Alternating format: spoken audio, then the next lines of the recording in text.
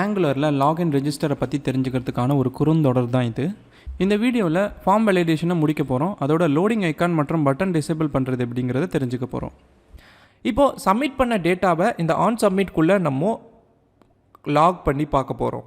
அதுக்கு இந்த on சப்மிட்குள்ளே lock பண்ண போகிறோம், கன்சோல் லாக். அது உள்ள நம்மளுடைய இந்த ஃபார்ம் டேட்டாவை கொடுத்து விடுறோம், திஸ் ஃபார்ம் டேட்டா.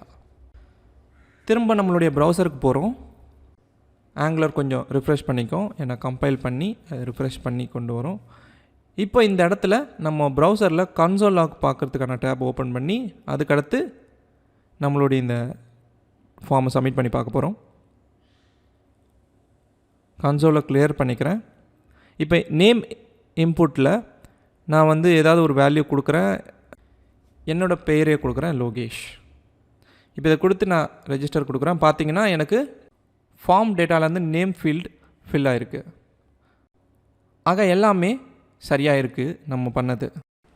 இப்போ நான் ஏற்கனவே சொன்ன மாதிரி நம்மளுடைய இந்த நேம் ஃபீல்டுக்கான வேல்யூவை வாங்கிறதுக்கு என்னென்னலாம் பண்ணமோ அதை தான் இந்த ஃபார்மில் மிச்சம் இருக்கிற ஃபீல்ட்ஸுக்கு பண்ண போகிறோம். அதன்படி அடுத்ததாக இமெயில் ஃபீல்டு. இப்போது இந்த இன்புட்டில் இங்கே நம்ம என்ஜி மாடல் பயன்படுத்தின மாதிரியே இங்கேயும் ஃபார்ம் டேட்டாவோட என்ஜி மாடல் பயன்படுத்துகிறோம். ஆனால் ஃபார்ம் டேட்டாவில் இமெயிலுன்ற ஃபீல்டுக்கு தான் இந்த இன்புட்டை செட் பண்ணிக்கிறோம். இதனால் நம்ம கிளாஸ்க்குள்ளே போயிட்டு இந்த ஃபார்ம் டேட்டாவில் இமெயிலுங்கிற ஒரு ஃபீல்டை இங்கே உருவாக்கிடலாம், அதை எம்டியாக வச்சுக்கலாம்.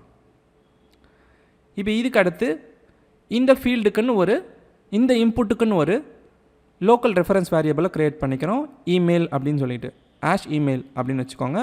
அதோடைய டைப் என்ஜி மாடலாக இருக்கும்.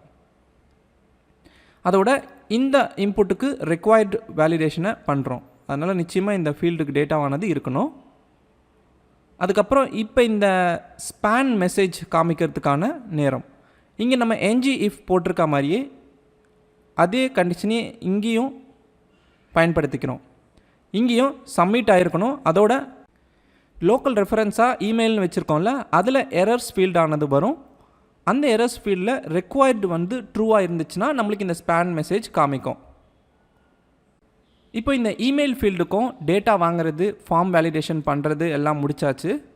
அடுத்ததான் இந்த பாஸ்வேர்டு இன்புட்டுக்கான வேலை. ஏற்கனவே பண்ண அதே விஷயந்தான். இந்த இன்புட்டுக்குன்னு என்ஜி மாடல் ஒன்று வச்சுக்கணும்.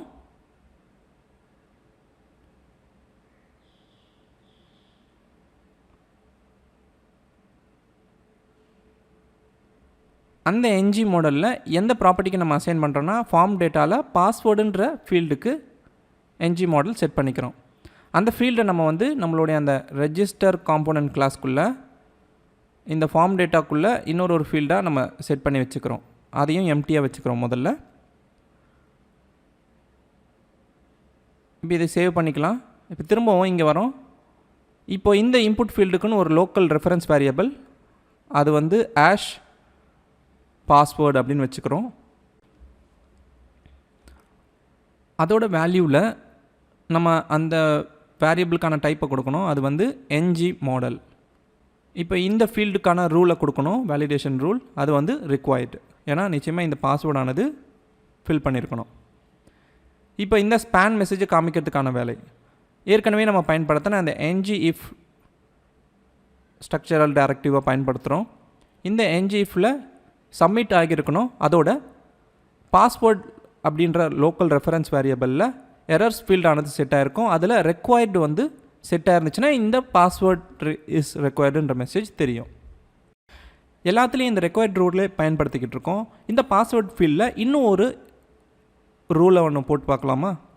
இந்த பாஸ்வேர்டோடைய மினிமம் லென்த்து, அதாவது மின் லென்த்துன்னு சொல்லுவோம், கண்டிப்பாக குறைஞ்சபட்சம் 8 கேரக்டர்ஸாவது இருக்கணும்னு உள்ளே கொடுக்குறோம். இந்த மின் லென்த் அட்ரிபியூட் கொடுத்து அந்த எரரை இப்போ நம்ம காமிக்கணும்னா இங்கே நம்ம ஸ்பேன் கொடுத்துருக்கோம் பார்த்தீங்களா, இந்த ஸ்பேனை அப்படியே காப்பி பண்ணி கீழே போட்டுக்கலாம். இந்த ஸ்பேன் எரர் மெசேஜை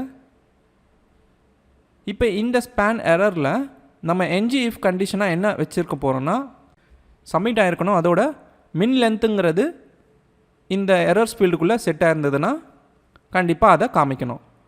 என்ன எரர் மெசேஜ்ன்றதை உள்ளே கொடுக்குறோம். Minimum length of password is 8 characters அப்படின்னு கொடுக்குறோம். இந்த மெசேஜ் தான் தெரியும்.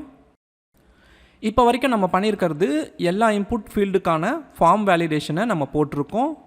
அந்த ஃபார்மோட இன்புட்டோடைய டேட்டாவை எல்லாத்தையும் ஃபார்ம் டேட்டா ப்ராப்பர்ட்டிக்குள்ளே ஒவ்வொரு ஃபீல்டையும் ஸ்டோர் பண்ணிடுறோம்.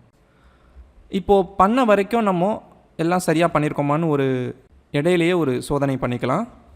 ப்ரௌசர் ஓப்பன் பண்ணி நம்மளுடைய ஃபார்ம் பார்க்கலாம். ரிஃப்ரெஷ் ஆகட்டும். இப்போ இந்த ஃபார்முக்குள்ளே எந்த ஃபீல்டுமே நான் ஃபில் பண்ணாமல் ரெஜிஸ்டர் கிளிக் பண்ணால் ஃபார்ம் எரர் காமிக்குது.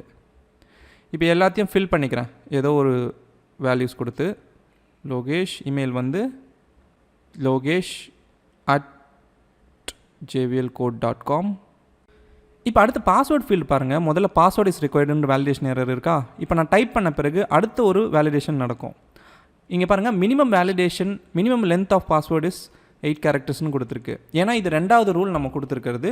அதுக்கான வேலிடேஷனை அது பண்ணி அங்கே இருக்க மெசேஜை காமிக்குது. இப்போ வரைக்கும் நான் 8 கேரக்டர்ஸ் கொடுக்கல, அதனால் அந்த எரர் வருது. எதையுமே கொடுக்கலன்னா அந்த இடத்துல பாஸ்வேர்ட் இஸ் ரிக்வயர்டுன்ற எரர் வருது. ஆக மொத்தத்தில் நம்ம இந்த ஃபீல்டுக்கு கொடுத்த 2 ஃபார்ம் வேலிடேஷன் ரூலும் சரியாக வேலை செய்யுது. 8 கேரக்டர்ஸ் கொடுத்தா அந்த எரர் போயிடுது பாருங்கள். ஆக நம்மளுடைய ஃபார்ம் வேலிடேஷன் சரியாக வேலை செய்யுது. இப்போ ரெஜிஸ்டர் கிளிக் பண்ணால் எனக்கு 3 ஃபீல்டுக்கான டேட்டாவும் இந்த இடத்துல கன்சோல் லாகில் தெரியுது. நான் கொடுத்த இமெயில், நேம், பாஸ்வேர்ட் 3 டேட்டாவும் நம்மளுக்கு சரியாக வந்திருக்கு. என்ன தான் நம்ம ஃபார்மை வேலிடேட் பண்ணாலும் கஸ்டம் எரர் மெசேஜ்னு சொல்லிட்டு ஒரு ஸ்பேன் காமிக்கிறோம் ஒரு இடம். நம்ம ஏபிஐ கால் பண்ணி அதுக்கப்புறம் ஏதாவது ஒரு எரர் வந்தால் அதை இந்த இடத்துல காமிப்போம் அதுக்கான மெசேஜை. அதுக்கு தான் இந்த ஸ்பேனை போட்டு வச்சுருக்கோம். இப்போது நம்ம பண்ண போகிறது என்னென்னா, இந்த கஸ்டம் எரர் மெசேஜுக்குன்னு ஒரு ப்ராப்பர்ட்டியை நம்மளுடைய ரெஜிஸ்டர் காம்போனன்ட் கிளாஸ்க்குள்ளே உருவாக்க போகிறோம். அந்த ப்ராப்பர்ட்டியை நம்ம இந்த ஸ்பேனில் செக் பண்ணி தான் காட்ட போகிறோம். இந்த இடத்துல ngIf டைரக்டிவ் பயன்படுத்தி ஒரு இஃப் கண்டிஷன் போட்ட பிறகு தான் இந்த ஸ்பேன் ஆனது தெரியும். அதில் அதாவது இந்த காம்போனண்ட்டோடைய எரர் மெசேஜ்ன்ற ப்ராப்பர்ட்டி அதுக்குள்ளே வேல்யூ இருந்தால் மட்டும் இந்த ஸ்பேனை காமிக்கணும். இந்த ப்ராப்பர்ட்டியை நம்மளோட இந்த ரெஜிஸ்டர் காம்போனண்ட் கிளாஸ்க்குள்ளே நம்ம உருவாக்கணும். அதனால் இந்த ஃபீல்டை நான் இங்கே உருவாக்கிக்கிறேன். எம்டியாக தான் இருக்கும் எடுத்த உடனே. ஆக இது எம்டியாக இல்லாத போது தான் நம்மளுடைய இந்த ஸ்பேன் ஆனது தெரியும். நம்மளுடைய இந்த டெம்ப்ளேட்குள்ளே இருக்கிற இந்த ஸ்பேன். இப்போது இந்த ஸ்பேன் மெசேஜ் மறைஞ்சிரும் இந்த ரிஃப்ரெஷ்க்கு அப்புறம்.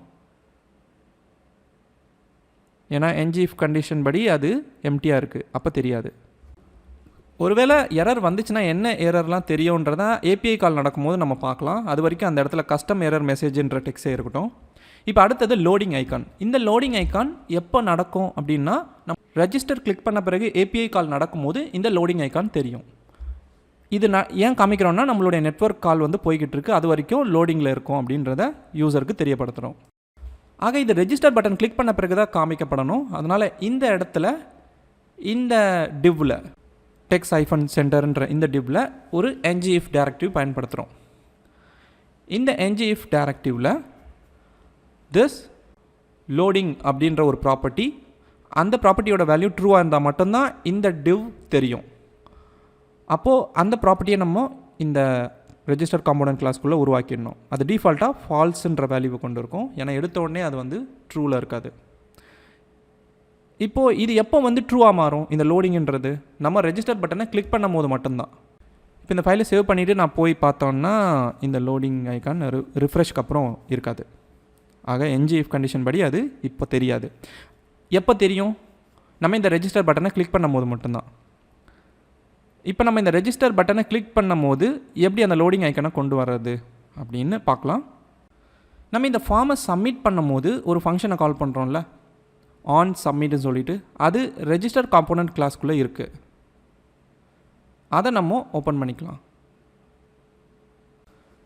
இப்போ இந்த ஆன் சப்மிட்ன்ற இந்த ஃபங்க்ஷன் ஒரு ஃபார்ம் சப்மிஷன் நடக்கும் போது தான் வரும். அப்போது இந்த இடத்துல லோடிங் அப்படின்னு சொல்லிட்டு இந்த ப்ராப்பர்ட்டியோட வேல்யூவை ட்ரூவாக செட் பண்ணி விட்டுடலாம். இப்போ நிச்சயமாக வந்து நம்ம ரெஜிஸ்டர் பட்டனை கிளிக் பண்ணும்போது லோடிங் ஐக்கான் தெரியும். இந்த ரெஃப்ரெஷ் நடந்து முடியட்டும். இப்போ செக் பண்ணி பார்க்கலாம். இப்போ எதையுமே கொடுக்காமல் நான் ரெஜிஸ்டர் பட்டனை கிளிக் பண்ணால் நடக்காது, ஏன்னா ஃபார்ம் சப்மிஷன் நிறைவடையில். இப்போ ஃபீல்டு எல்லாத்தையும் நான் ஃபில் பண்ணிவிட்டு இப்போ போய் ரெஜிஸ்டர் பட்டனை கிளிக் பண்ணால் பார்த்தீங்கன்னா லோடிங் ஐக்கான் தெரியுது, ஏன்னா ஃபார்ம் சப்மிஷன் நடந்திருக்கு. அடுத்ததான் நம்ம இந்த ரெஜிஸ்டர் பட்டனை டிசேபிள் பண்ணணும். ஏன்னா நெட்வொர்க் கால் அப்போ திரும்ப அந்த பட்டனை அமுக்கக்கூடாது. அப்போ திரும்ப நம்ம ஃபார்ம் சப்மிஷன் பண்ணுறத தடுக்கணுன்னா நம்ம இந்த பட்டனை டிசேபிள் பண்ணணும். எப்படி டிசேபிள் பண்ணலான்னா அது ரொம்பவே சுலபம். நம்ம ஏற்கனவே லோடிங்கிற ப்ராப்பர்ட்டிக்குள்ளே ட்ரூ வேல்யூ செட் பண்ணியிருக்கோம், கரெக்டாக? இப்போ இந்த சப்மிட் பட்டனில் ப்ராப்பர்ட்டி பைண்டிங் ஒன்று பண்ண போகிறோம். இந்த சப்மிட் பட்டனுடைய எந்த ப்ராப்பர்ட்டிக்குன்னா டிசேபிள்டுன்ற ஒரு ப்ராப்பர்ட்டிக்கு. அதனால் ஸ்கொயர் ப்ராக்கெட்டுக்குள்ளே டிசேபிள்டு நான் டைப் பண்ணுறேன். டிசேபிள் ப்ராப்பர்ட்டி உங்களுக்கு ஆட்டோ கம்ப்ளீட்டில் வரும். இதில் வேல்யூவாக நான் கொடுக்க போகிறது நம்மளுடைய இந்த திஸ் லோடிங் அப்படின்னு நம்ம இங்கே கூப்பிட்றோம் பார்த்தீங்களா, இந்த லோடிங் ப்ராப்பர்ட்டி தான். அதனால் இங்கேயும் திஸ் டாட் லோடிங். இப்போ இந்த லோடிங் வந்து ட்ரூ ஆகும் போது தான் இந்த டிசேபிள்டானது இந்த இன்புட் ஃபீல்டுக்கு வேலை செய்யும். ஆக அப்போ அந்த நேரத்தில் வந்து இந்த சப்மிட் பட்டனானது டிசேபிள் ஆகிருக்கும். திரும்பவும் இந்த ஃபார்மெல்லாம் ஃபில் பண்ணிவிட்டு நான் இந்த ரெஜிஸ்டர் பட்டனை கிளிக் பண்ணுறேன். பார்த்தீங்கன்னா இந்த தடவை ரெஜிஸ்டர் பட்டன் டிசேபிள் ஆகிடுச்சு. ஏன்னா ஃபார்ம் சப்மிஷன் அப்போது நம்ம வந்து ஏபிஐ கால் பண்ணுவோம், அப்போது ரெஜிஸ்டர் பட்டன் டிசேபிள் ஆகணும். எல்லாம் சரியாக இருக்குது. இந்த ஃபார்மில் மிச்சமாக இருக்கிறது இங்கே கடைசியாக நம்ம லாகினுக்குன்னு ஒரு லிங்க் ஒன்று வச்சுருக்கிறோம். Already have account please login அப்படின்னு சொல்லிட்டு ஒரு லிங்க் காட்டுறோம்ல, அதில் நம்ம ஹெச்ரெஃப் வந்து ஜாவாஸ்கிரிப்ட் வாய்டுன்னு தான் இருக்குது. ஆனால் இந்த இடத்துல நம்ம ரவுட்டர் லிங்க் கொடுக்கணும் லாகின் காம்போனெண்ட்டு லோட் பண்ணுறதுக்கு. அப்போ தான் நம்ம இந்த லிங்கை கிளிக் பண்ணும்போது இந்த இடத்துல லாகின் காம்போனெண்ட் ஆனது வரும். அதனால் இந்த இடத்துல ரவுட்டர் லிங்க் ஆட்ரிபியூட்டை கொடுக்குறோம். அதில் என்ன பேத்துனா /login. இதை இந்த லிங்கை இப்போ கிளிக் பண்ண உடனே நம்மளுக்கு இப்போது லாகின் பேஜ் வரணும். இந்த ரிஃப்ரெஷ் நடக்கட்டும். இப்போ போய்ட்டு நான் இந்த லாகின் லிங்கை கிளிக் பண்ணால் எனக்கு வந்து லாகின் காம்போனெண்ட் லோட் ஆகணும். லிங்கை கிளிக் பண்ணுறேன், லாகின் காம்போனெண்ட் லோட் ஆகி வந்துருச்சு.